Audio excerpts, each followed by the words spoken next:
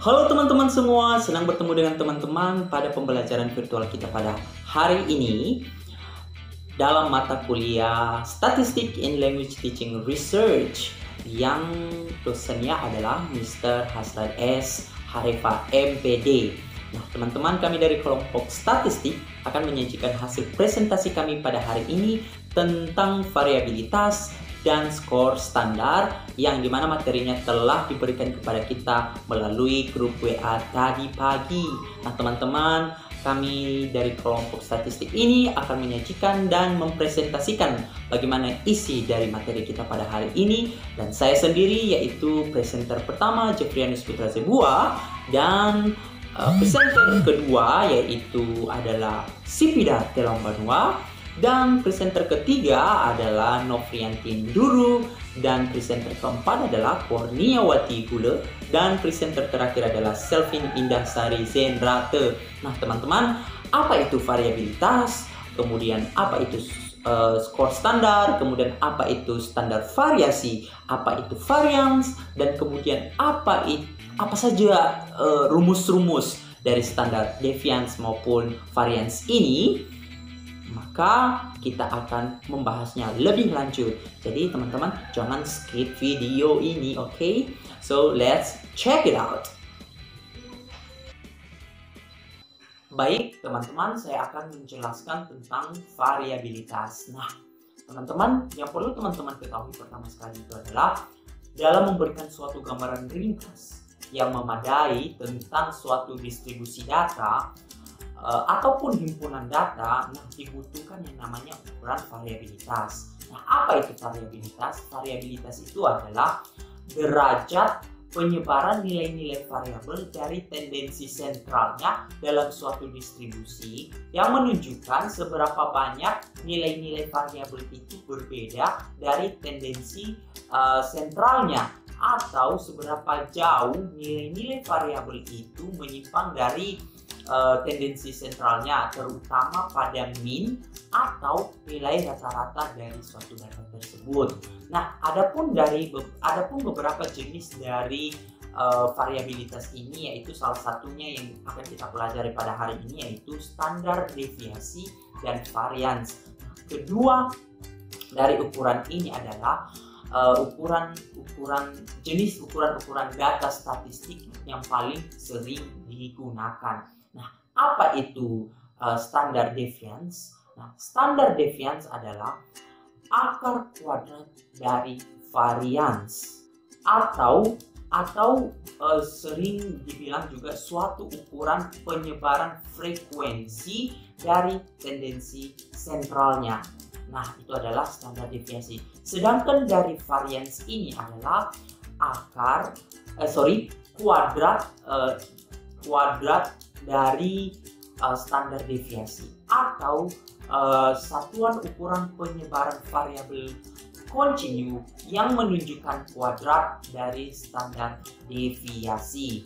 Nah teman-teman, standar deviasi dan variansi ini juga dalam menentukan sebuah nilainya ada rumus-rumus yang dipergunakan. Nah, apa saja rumus-rumusnya? Rumus-rumusnya yaitu tergantung daripada data yang dipergunakan. Nah, rumus-rumusnya adalah sebagai berikut. Yang pertama adalah data tunggal berdasarkan deviasi. Yang pertama adalah data tunggal berdasarkan deviasi. Nah, bagaimana rumusnya? So, let's check it out. Nah, rumus dari data tunggal berdasarkan deviasi adalah S sama dengan akar kuadrat dari sigma XI dikurang X bar pangkat 2 per N kurang 1. Untuk mendapatkan variansnya adalah S pangkat 2 sama dengan sigma XI dikurang X bar pangkat 2 per N dikurang 1. Nah teman-teman, yang kedua adalah data tunggal berdasarkan angka mentahnya. Nah, bagaimana rumusnya? Let's check it out. Nah teman-teman, rumus dari data tunggal berdasarkan angka mentah yaitu S sama dengan akar kuadrat dari N kali sigma XI pangkat 2 dikurang sigma XI pangkat 2 per N kali N dikurang 1. Sedangkan untuk variansnya adalah S pangkat 2 sama dengan N kali sigma XI pangkat 2 dikurang sigma XI pangkat 2 per N kali N dikurang 1. Nah, teman-teman, yang ketiga adalah data bergolong berdasarkan deviasi. Bagaimana rumusnya? Let's check it out. Baik teman-teman, rumus dari data bergolong berdasarkan deviasi adalah S sama dengan akar kuadrat dari sigma Fi kali Xi dikurang X bar pangkat 2 per N dikurang 1. Sedangkan untuk variansnya adalah S pangkat 2 sama dengan sigma Fi dikali Xi dikurang X bar pangkat 2 per N dikurang 1. Baik teman-teman, selanjutnya yaitu data bergolong berdasarkan angka mentahnya. Bagaimana rumusnya? Let's check it out.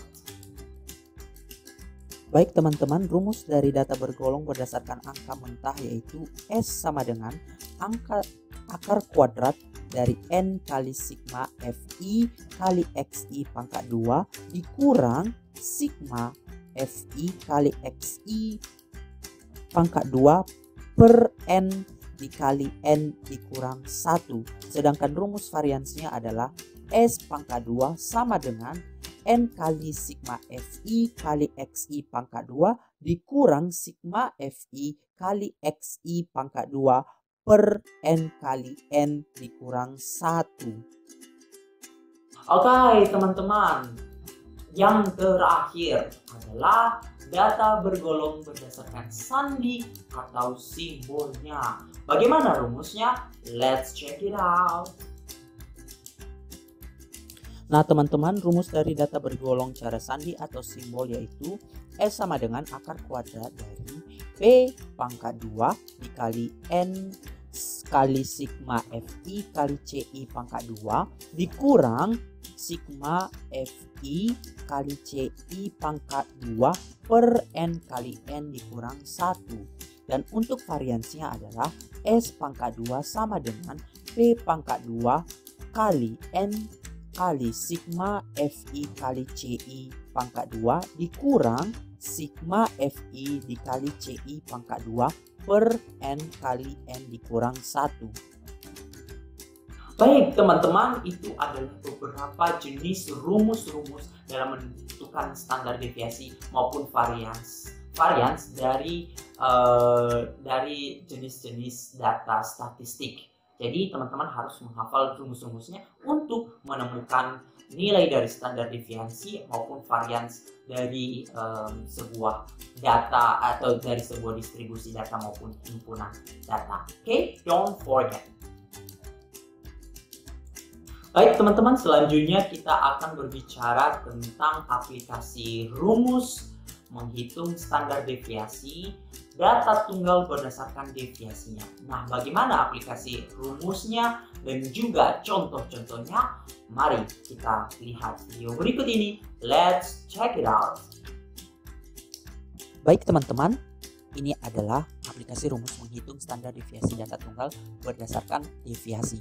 Nah, teman-teman bisa melihat ada 3 kolom di sana. Nah, di kolom pertama yaitu XI.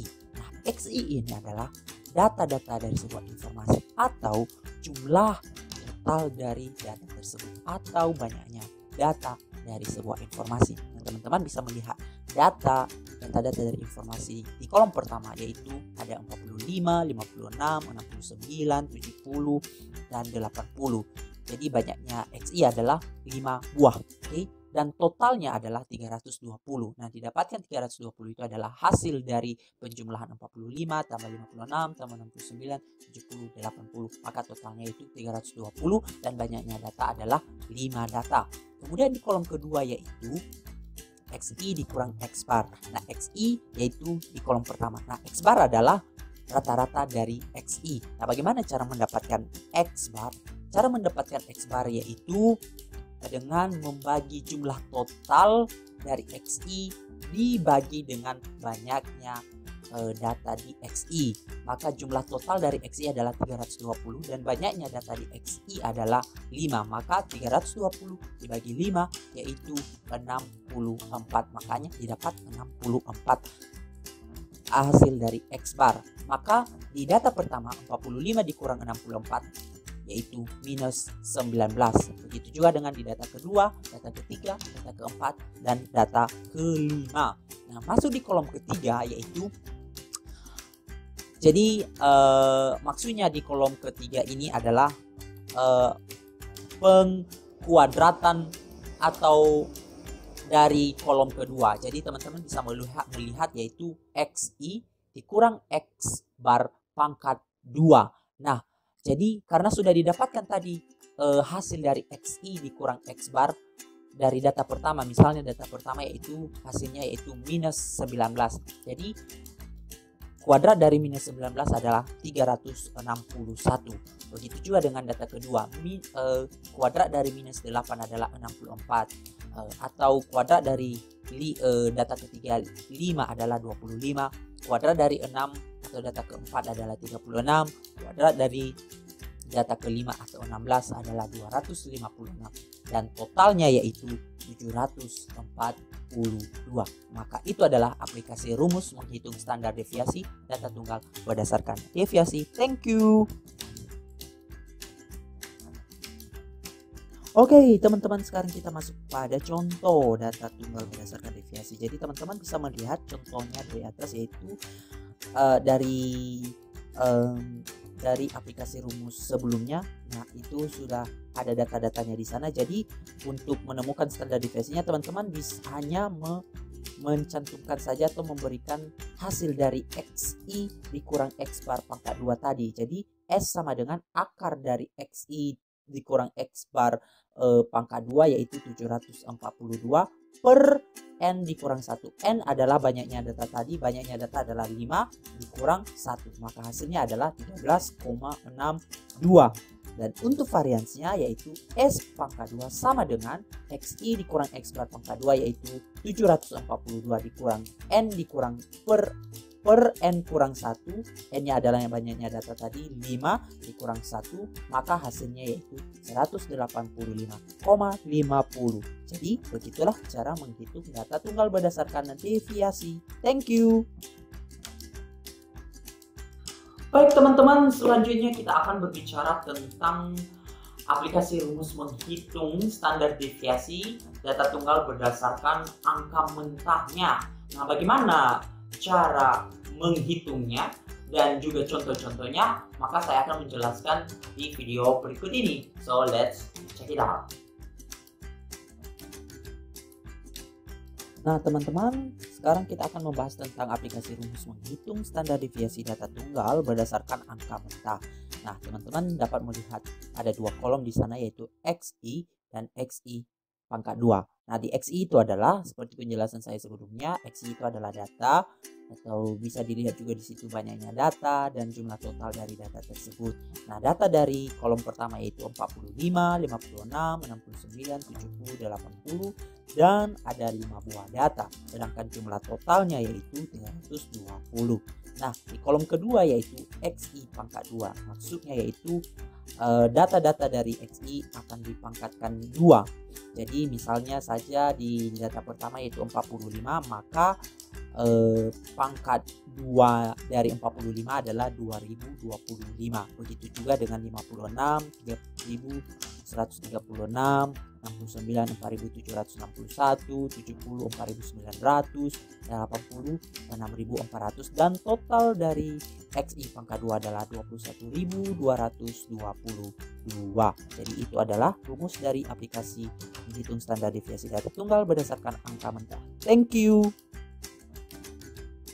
Baik teman-teman, sekarang kita masuk pada contoh dari data tunggal berdasarkan angka mentah. Jadi berdasarkan rumus dari data tunggal berdasarkan angka mentah, teman-teman hanya mengganti angka-angka dari yang telah didapatkan dari kolom sebelumnya. Maka untuk menentukan standar deviasinya adalah S sama dengan akar kuadrat dari 5 itu adalah banyaknya data, kali 21.222 itu adalah jumlah total dari XI pangkat 2 dikurang 320 pangkat 2 per 5 dikali 5 dikurang 1, maka hasilnya adalah 13,62. Dan untuk variansinya adalah S pangkat 2 sama dengan 5 kali 21.222 dikurang 320 pangkat 2 per 5 kali 5 dikurang 1, maka hasilnya adalah 185,50. Jadi itu adalah contoh dari data tunggal berdasarkan angka mentah. Thank you. Baik teman-teman, demikianlah hasil penjelasan dari saya sebagai presenter pertama. Saya harap teman-teman mengerti atau setidaknya ada gambaran lah ya mengenai pembahasan kita pada hari ini, sehingga teman-teman bisa mengaplikasikannya di dalam kehidupan sehari-hari teman-teman semua. Oke, demikian saja dan akan dilanjutkan oleh presenter kedua. Bye.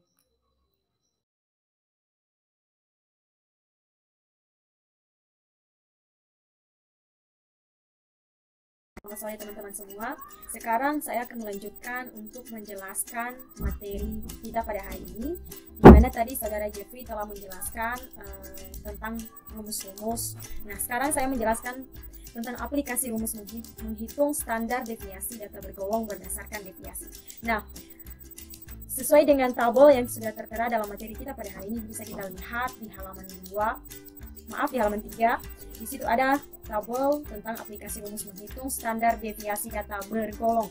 Nah, di sana ada nilai ujian di mana rentangnya ada 31 sampai 40 sampai 91 sampai 100. Kemudian ada frekuensinya atau FI, kemudian ada XI, ada XI kurang X, ada XI kurang X kuadrat, dan ada frekuensi kali XI kurang X kuadrat. Nah, teman-teman semuanya, saat ini untuk menemukan XI di sini adalah dengan menjumlahkan rentang dari nilai, di mana 31 ditambah 40 yaitu 70 ya, 71. Jadi rentangnya yang diambil di situ adalah nilai tengahnya adalah 35,5. Nah, dan kemudian kita bisa menemukan XI-nya dikurang X yaitu 41,125, kemudian XI kurang X kuadrat, maka kita bisa mendapatkan 1691,2656. Kemudian frekuensi kali XI kurang X kuadrat, maka hasilnya yang kita dapat adalah 1691,2656.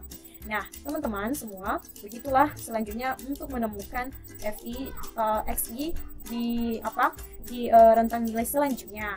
Nah, sekarang hasil dari FI kali XI kurang X kuadrat ini dijumlahkan secara keseluruhan, maka hasil akhirnya adalah 13.598,5888. Nah, sekarang kita masukkan dalam rumus. Nah, ini rumusnya, di mana rumusnya adalah S sama dengan akar sigma F FI kali XI kurang X kuadrat bagi N kurang 1 sama dengan akar kuadrat 13.598,588 bagi 8 kurang 1. Maka hasilnya yaitu akar kuadrat 172,134, maka hasil akhirnya adalah 13,12.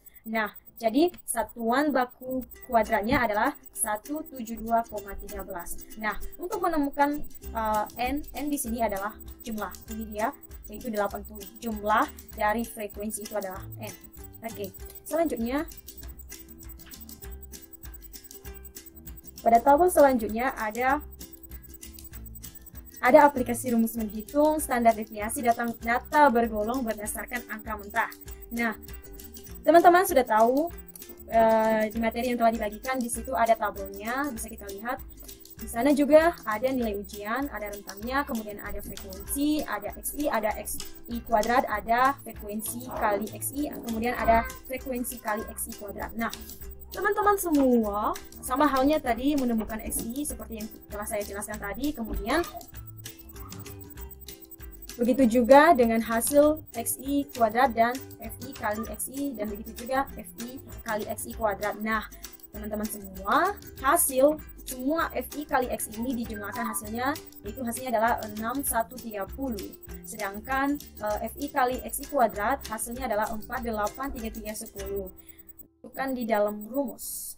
Nah, dalam rumus di sini ada S, yaitu standar baku sama dengan, ini rumusnya bisa kita lihat, maka hasilnya adalah N, yaitu 80, yaitu 80 ini adalah frekuensi kali 483310, yaitu keseluruhan dari FI sama XI dikurang 6130 kuadrat.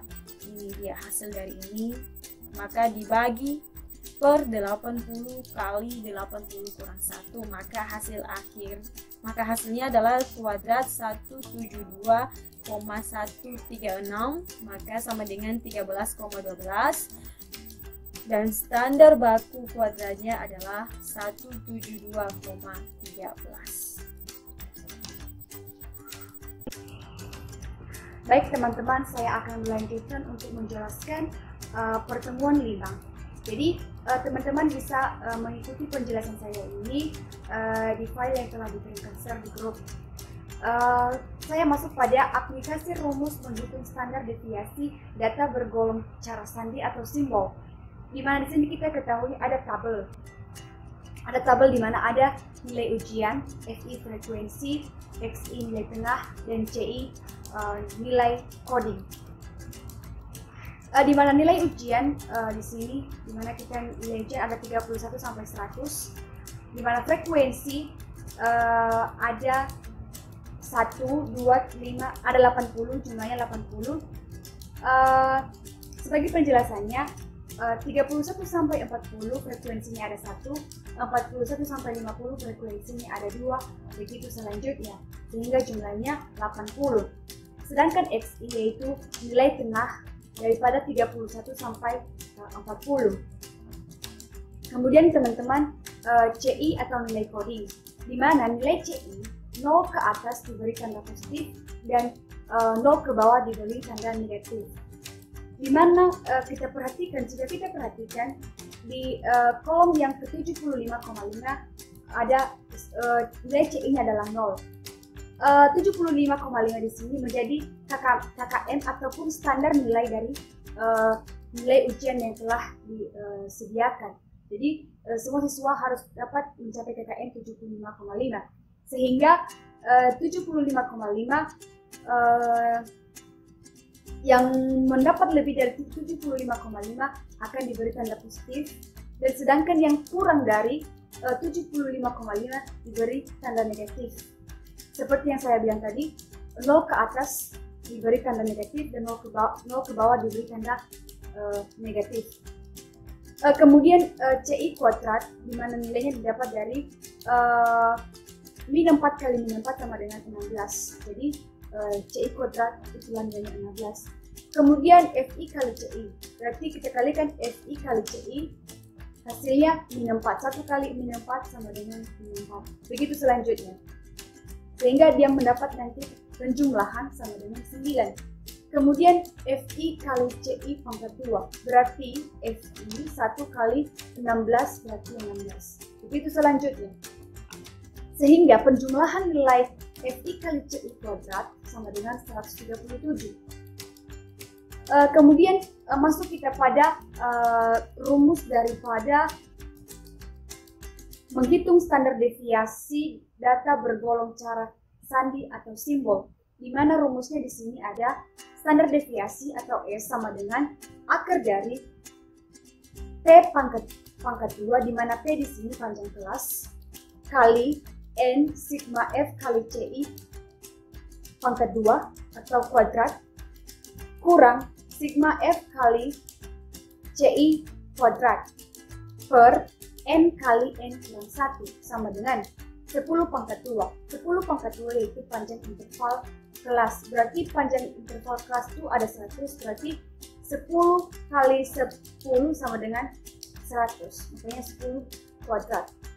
Berarti 10 kuadrat kali 80, di mana 80 adalah frekuensi, kali 137, di mana 137 adalah hasil perkalian dari frekuensi kali nilai coding kuadrat per 80 kali 80 kurang 1 sama dengan akar 172 sama dengan 136 sama dengan akar dari 172,136 sama dengan 13,12. Jadi variannya yaitu standar variansinya yaitu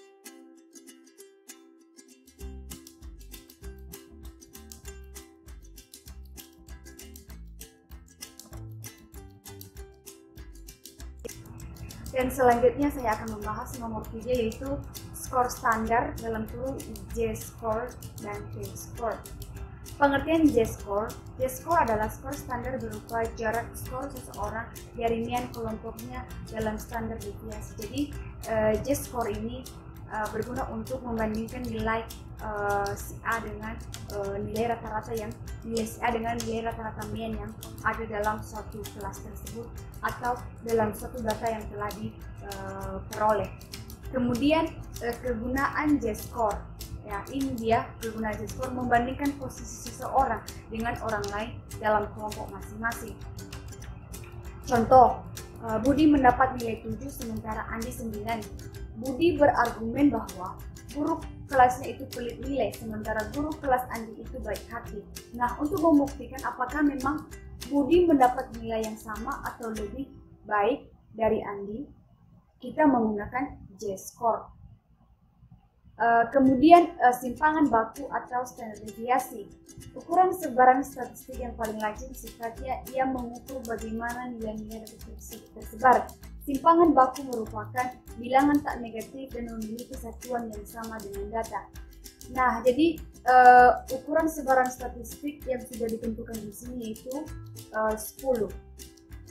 Kemudian rumus Z-score-nya ada Z, yaitu J di mana CI itu nilai standar, sedangkan XI kurang mu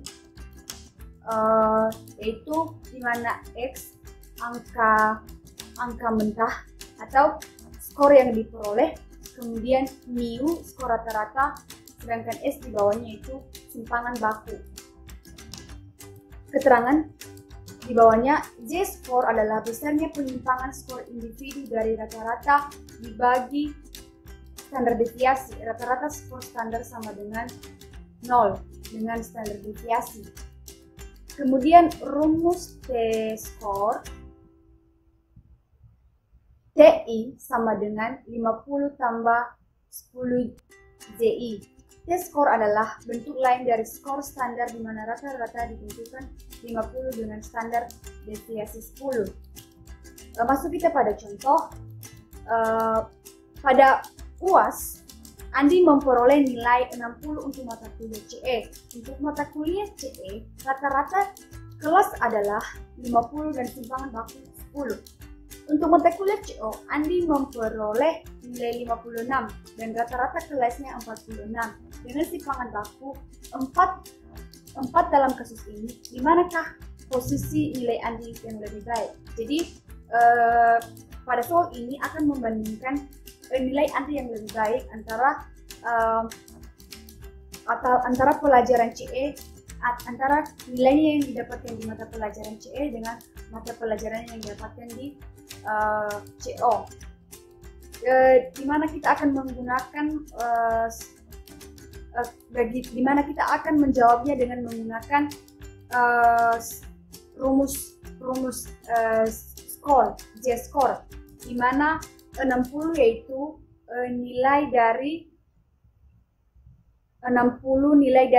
angka mentah atau angka yang diperoleh si Andi. Kemudian 50 yaitu nilai rata-rata atau nilai rata-rata yang ada dalam kelasnya. Khusus mata kuliah CE dibagi 10 atau simpangan baku, hasilnya sama dengan 1. Kemudian mata kuliah CO, J sama dengan di mana dia memperoleh nilai 56 dari mata kuliah CO dikurang nilai rata-rata dalam kelasnya yaitu 46 dibagi 4 atau simpangan pelakunya yang telah ditentukan di soal tadi sama dengan 2. Jadi dengan demikian nilai ANDI untuk mata kuliah CO lebih baik posisinya daripada nilai CE. Jadi demikian penjelasan dari saya, semoga teman-teman dapat mengerti dan akan dilanjutkan oleh teman selanjutnya. Terima kasih. Terima kasih kesempatan yang telah diberikan kepada saya untuk melanjutkan penjelasan dari materi kami yaitu kurva normal dan starting eleven. Di mana kurva normal merupakan suatu poligon yang dilicirkan yang mana ordinatnya memuat frekuensi dan absisnya memuat nilai variabel. Dalam hal ini bentuk normal adalah simetris sehingga dapat mempunyai nilai luas rata-rata atau yang disebut dengan mean yang artinya ke kanan dan ke kiri masing-masing mendekati 50% memiliki satu modus, jadi kurva animodus. Selanjutnya, kurva normal ini pada saat penilaian kinerja misalnya seringkali organisasi penerima misalnya seringkali organisasi itu menerapkan bagaimana kurva normal itu sebagai sarana untuk mendorong belajar melakukan penilaian kinerja wawasan atau bahwanya untuk beberapa premis dan kurva normal adalah di mana sebagai besar karyawan kinerjanya adalah sentra tendensi atau jika dalam penilaian dalam merasa yang mempunyai ada 10%. Starting eleven, di mana starting eleven yang merupakan istilah yang sangat terpopuler dalam pemain bola sepak bola yang utamanya telah dipilih oleh pelatih dalam sebuah pertandingan. Yang dimaksudkan di sini bahwa pemain bola awal yang akan diturunkan bukan pengganti yang akan masuk kemudian. Jadi gini, dalam permainan bola itu akan ada 11 pemain, yang mana satu diantaranya adalah kiper. Semuanya mempunyai fungsi masing-masing. Jadi nomor punggungnya muat dalam normal dari diagram batang tersebut. Di mana yang nomor 1 yaitu garis nomor 1 ini adalah gambar kurva normal. Di mana garis ini menandakan di bawah nomor 1 kiper, kemudian kemudian nomor 2 wingback, ketiga yaitu sweeper, dan keempat yaitu fullback, kelima density